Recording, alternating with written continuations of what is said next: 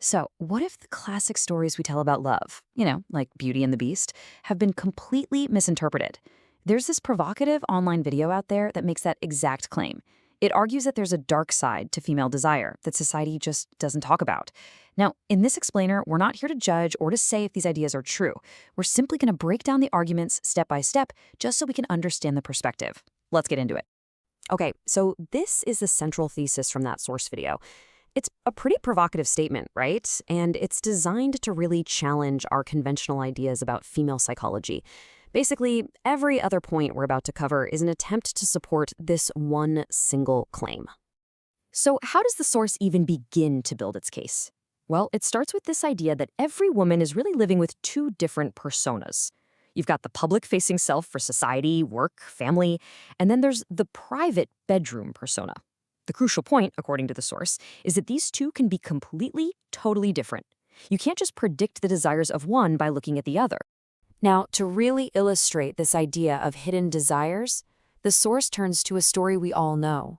It reinterprets the classic fairy tale Beauty and the Beast as its first big piece of evidence for this whole theory. Okay, so on the left, you see the version we all grew up with. Belle's love is so pure it transforms the beast by seeing the good man hiding inside. But the source argues the complete opposite.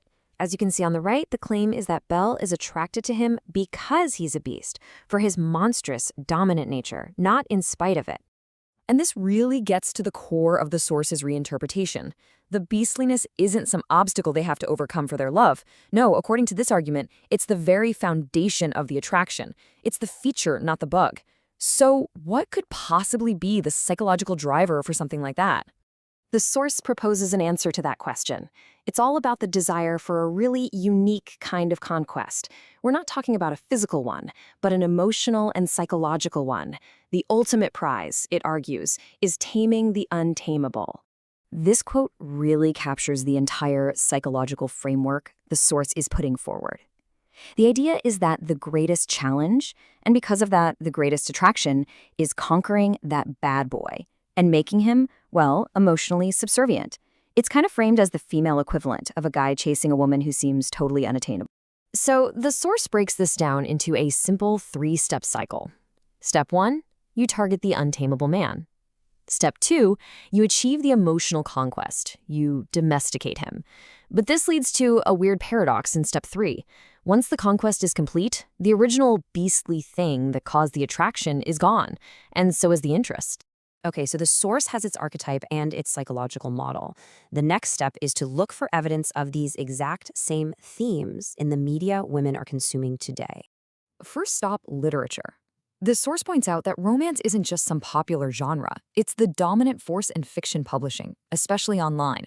And this massive market, it argues, gives us a pretty clear window into female fantasy. And who are the heroes of these best-selling stories?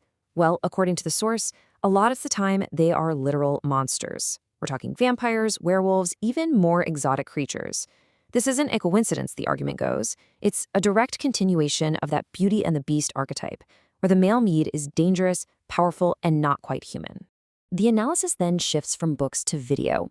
The source highlights this dramatic rise in female pornography consumption, making the point that it's just not an exclusively male domain anymore.